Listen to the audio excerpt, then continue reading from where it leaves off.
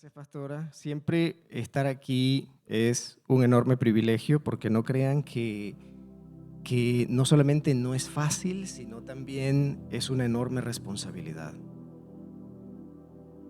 Vivimos días en que lamentablemente se ha diluido mucho la palabra, no en todas partes, gracias a Dios, porque Dios siempre se encarga de mantener un remanente fiel, y lo ha hecho así a lo largo de todas las épocas de la historia.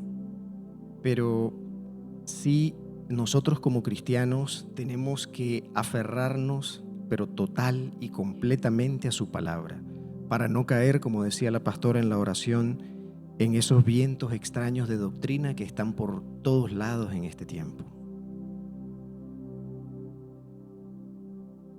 Bueno, vamos a introducirnos hoy en un tema que surgió al escuchar las predicaciones y los estudios que nuestro pastor, el pastor Oscar, ha venido dando en las últimas semanas. A mí realmente me llenó mucho, me llena mucho verlo cuando él está explicando estas cosas, porque estoy totalmente convencido de que la iglesia de nuestros días eso es lo que necesita escuchar. El título del estudio que vamos a compartir hoy se llama El eco del Sinaí, el yo soy en el Evangelio de Juan.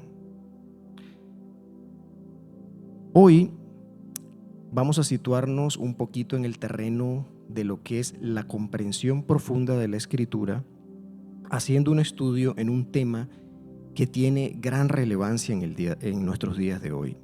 Como dije, durante semanas el pastor ha venido analizando cómo las grandes religiones ven diferentes aspectos de la vida cristiana, cómo ven a la mujer, cómo ven a Jesús, sobre todo cómo ven a Jesús. Unas la ven como un profeta, otros lo ven como un maestro, otros lo ven simplemente como un hombre piadoso o un maestro de moral, pero en realidad nosotros sabemos que es mucho más que eso. Hoy vamos a entrar un poquito en profundidad en el Evangelio de Juan, que nos obliga a enfrentar una realidad que es mucho más profunda y mucho más impactante de lo que nosotros pensamos. Vamos a leer en Juan, en el capítulo 8, ahí está. Tengo en pantalla los versos del 53 al 59. Voy a entrar un poquito en contexto. En esta época, Jesús visita Jerusalén para una ocasión de la fiesta de los tabernáculos. La fiesta de los tabernáculos, para que entiendan, es la fiesta en la que el pueblo de Israel celebraba la liberación de la esclavitud en Egipto que había ocurrido 1500 años antes. Ellos vivieron durante 40 años en el desierto en tiendas de campaña. Entonces, la fiesta de los tabernáculos es una memoria de esos 40 años viviendo en esas casas temporales. Incluso, esta es una fiesta que aún en el judaísmo moderno se continúa celebrando. Pero en el tiempo de Jesús, en el primer siglo, era considerado una de las fiestas más importantes. Entonces, Jesús va a Jerusalén con sus discípulos, entra en el templo y durante esos días él comienza a hacer milagros, a predicar, a hablar acerca de la buena noticia del Evangelio y, como de costumbre, los grupos religiosos de ese tiempo se presentan delante de él, pero no para escucharlo, sino para criticarlo, para confrontarlo, para amenazarlo. Y ya para este episodio que describe Juan en su capítulo 8, ya algunos ya tenían en mente matarlo. Entonces, dentro de la discusión que tiene con ellos, después de que les aclara diferentes puntos, muchos de ellos extremadamente importantes, como por ejemplo les dice: a donde yo voy ustedes no pueden ir. Les dice: el que no crea en mí no tiene salvación. Les dice: si quieren la vida eterna tienen que llegar al Padre a través de mí. Y ellos comienzan a discutir y a pelear con él. Hay un punto dentro del contexto de la conversación en que ellos le dicen de que su padre es Abraham. Y entonces, a partir de ahí, vamos a explicar lo que continúa. ¿Eres tú acaso mayor que nuestro padre Abraham, el cual murió? Estos son los fariseos hablándole a Jesús. Y los profetas murieron. ¿Qué te haces a ti mismo? Respondió Jesús: si yo me glorifico a mí mismo, mi gloria nada es. Mi Padre es el que me glorifica, el que vosotros decís que es vuestro Dios. Y quédense un momentito ahí. Los fariseos decían que adoraban a Dios, pero no podían ver a Jesús como el Mesías. Por eso les dice, el cual vosotros decís que es vuestro Dios. Pero vosotros no le conocéis, mas yo le conozco. Y si dijere que no le conozco, sería mentiroso como vosotros. Otra vez, tocándoles en la llaga. Pero le conozco y guardo su palabra. Abraham, vuestro padre, se gozó de que habría de ver mi día, y lo vio y se gozó. Entonces le dijeron los judíos: ¿aún no tienes 50 años y has visto a Abraham? ¿Por qué 50 años? Porque 50 años era la cantidad de años a lo que los levitas se jubilaban o se retiraban en el primer siglo. O sea, le estás diciendo, no has llegado ni a la edad de tu retiro y dices que ya conoces a Abraham. Abraham había muerto 2500 años antes. Entonces, Jesús le dijo: de cierto os digo, antes que Abraham fuese, yo soy. Tomaron entonces piedras para arrojárselas, pero Jesús se escondió y salió del templo y atravesando por en medio de ellos se fue. Imaginémonos por un momento la escena. Jesús está rodeado de los religiosos y de los eruditos más famosos de su tiempo.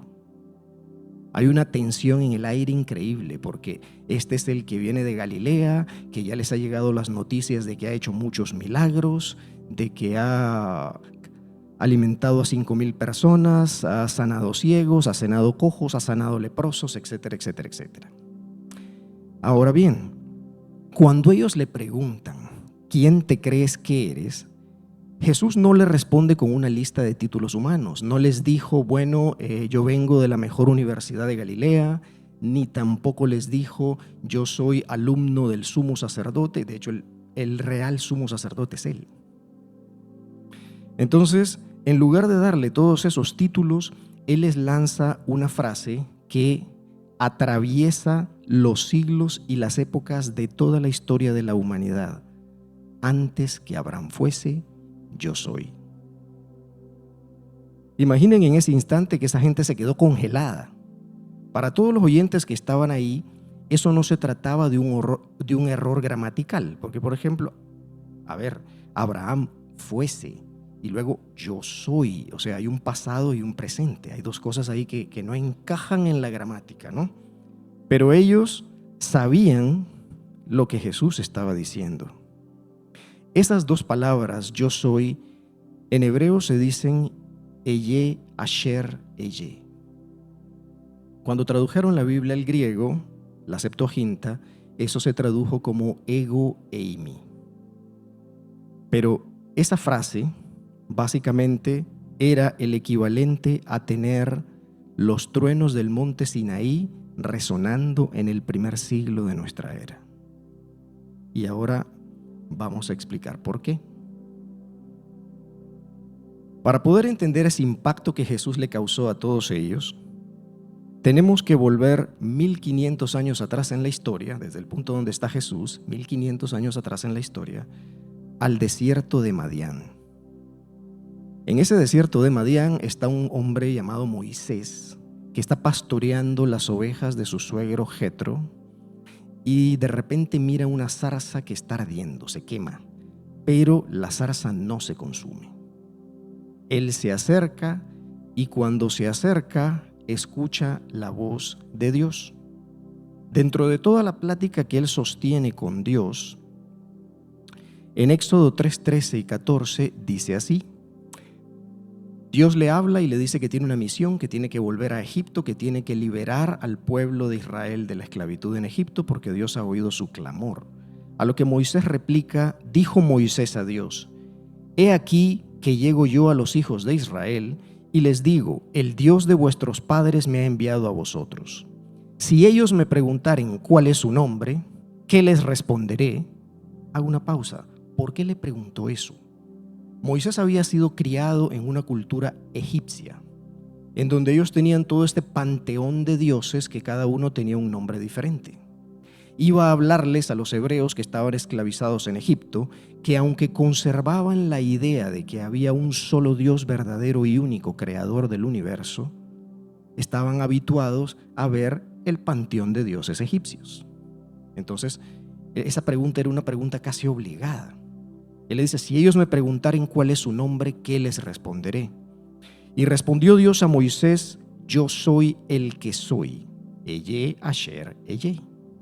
Y dijo, así dirás a los hijos de Israel, yo soy me envió a vosotros. El yo soy en la Biblia se encuentra también, o se interpreta también como el tetragramatón, como las 4 palabras, las 4 consonantes del nombre de Dios. Yahvé, lo que leemos en la Biblia como Jehová. Eso lo que representa es el Dios del pacto con Israel. No es Elohim, que es el Dios creador, no es el Shaddai, que es el Dios más que suficiente y todopoderoso. Es Jehová o Jehová, que es el Dios del pacto. Pero también es el nombre que significa la existencia eterna. En ningún momento Dios le dice a Moisés, yo fui, tampoco le dijo, yo seré. Él habita en un presente eterno, este es el tiempo kairos de Dios. No en vano, siglos después, cuando se tradujo la Biblia al griego, lo colocaron con ese nombre de ego eimi en la traducción griega, porque representa básicamente lo más similar a un presente continuo. Cuando Jesús eligió estas palabras para decirles a los fariseos, yo soy, Jesús no está diciendo algo al azar.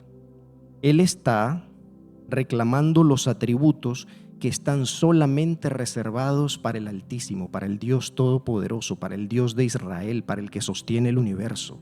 Él no dijo una frase al azar, lo dijo completamente consciente de lo que estaba diciendo, porque sabía muy bien quién era. Jesús no está diciéndoles tampoco a ellos que es un Dios con D minúscula, sino que está diciéndoles a ellos que es el mismo Dios que rescató a Israel de Egipto 1500 años antes y están en la fiesta de los tabernáculos. Entrando en detalle, vamos a ver la construcción gramatical de esto. Uy, ¿no quieren?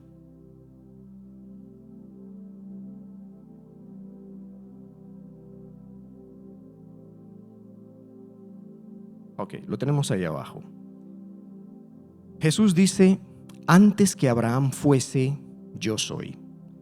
El verbo fuese en griego se dice genestai, pero es un verbo que representa un comienzo y un final. Es decir, está diciendo Abraham tuvo un comienzo y también tuvo un final. Luego, cuando dice antes que Abraham fuese, yo soy, el verbo eimi o asher, Eyé, es un verbo de existencia continua. Está reflejando la eternidad de Dios. Es un contraste, pero como que se diera contra una pared entre Abraham, lo creado, y Jesús, el creador. Es una diferencia, pero inmensa.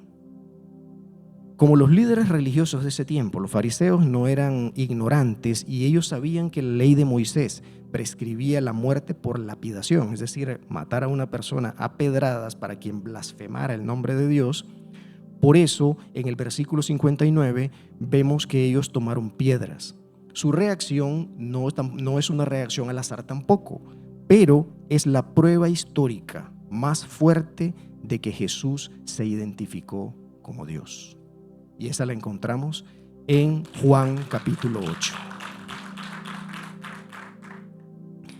Si Jesús hubiera querido decir simplemente que era un ángel preexistente, como dicen los testigos de Jehová, habría usado otros términos. Pero él eligió el lenguaje del monte Sinaí. Recuerden que Juan presenta su evangelio de una manera en la que desde el comienzo hasta el final reafirma y confirma la divinidad de Jesús. De los cuatro evangelios, Juan es el evangelio que con mayor énfasis presenta a Jesús como el Mesías, pero como Dios encarnado cumpliendo el propósito divino de salvación de la humanidad. Ahora, ¿qué significa para nosotros todo esto hoy? Si nosotros analizáramos, por ejemplo, grandes religiones como el judaísmo moderno, que ve al Mesías como un simple líder político, un simple ser humano, que por cierto todavía lo están esperando.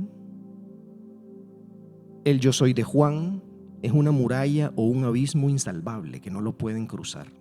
Realmente solo el Espíritu Santo es aquel que les puede abrir el entendimiento para que ellos puedan reconocer la mesianidad de Jesús. Si habláramos del Islam, que lo presenta simplemente como un gran profeta, pero claro, inferior a Mahoma. O sea, lo cierto es que Jesús resucitó y Mahoma murió. Bien interesante, ¿verdad? Pequeño detalle. Pues Jesús no encaja tampoco con esa descripción. Ahora, tampoco encaja con un líder experto o un gran maestro de moralismo, como lo dicen las religiones seculares. Tampoco, es mucho más que eso. El reclamo de Jesús o la, digamos, identificación de Jesús es la gloria misma de Dios, es la Shekinah de Dios, que una vez, 1500 años antes de ese tiempo, habitó en el tabernáculo en medio del desierto, pero que en ese momento ahora tenía una cara, un rostro humano, porque era Dios encarnado. Al decir yo soy, Jesús está diciendo yo soy el pan, yo soy la luz, yo soy la vida.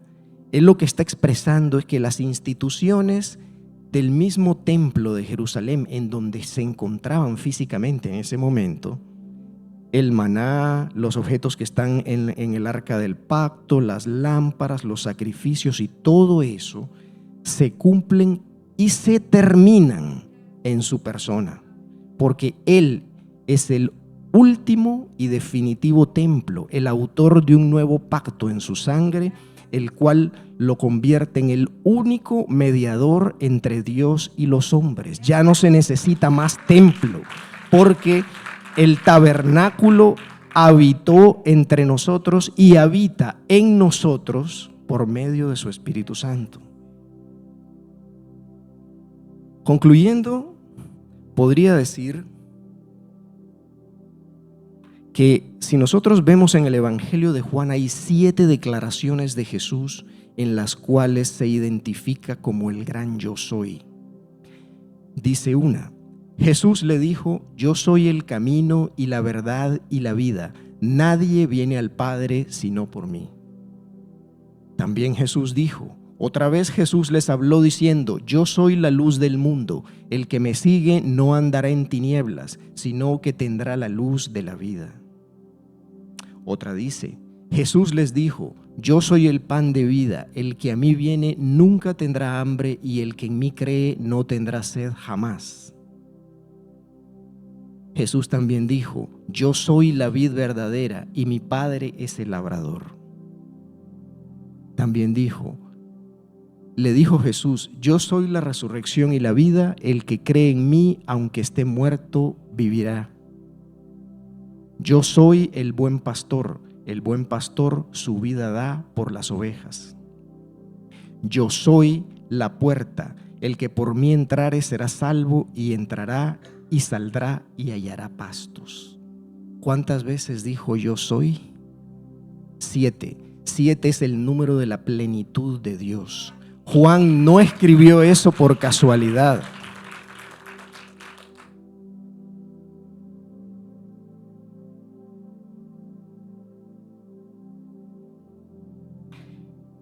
Para concluir este estudio, haríamos una pregunta. Si el yo soy del Sinaí es el mismo que caminó en la cruz, hacia la cruz, murió y resucitó al tercer día y además volverá en todo su poder y gloria en una segunda venida, entonces su autoridad es total sobre nuestra vida. Nosotros no podemos permanecer neutrales, porque o Jesús fue un mentiroso, el mayor mentiroso de la historia, o es exactamente quien dijo que es. Y si es exactamente quien dijo que es, no nos queda de otra que tirarnos al piso de rodillas en arrepentimiento para confesar nuestros pecados y creer que Él es el único camino, la verdad y la vida que nos puede llevar a la salvación que Dios tiene preparado para aquellos que le aman. Jesús dijo exactamente quién era, quién es. Es el Todopoderoso, el Señor de la eternidad, y que espero que hoy que nos acostemos antes de orar, recordemos lo que hemos aprendido en este breve estudio de hoy y que no nos quedemos solamente con un recuerdo mental o con un concepto de interpretación escritural, sino que hayamos escuchado una vez más en nuestro corazón y en nuestro interior la voz de Jesús diciéndole lo que le dijo a los discípulos cuando estaban en medio de una tormenta y Él venía caminando sobre las aguas, cuando les dijo: no teman, yo soy.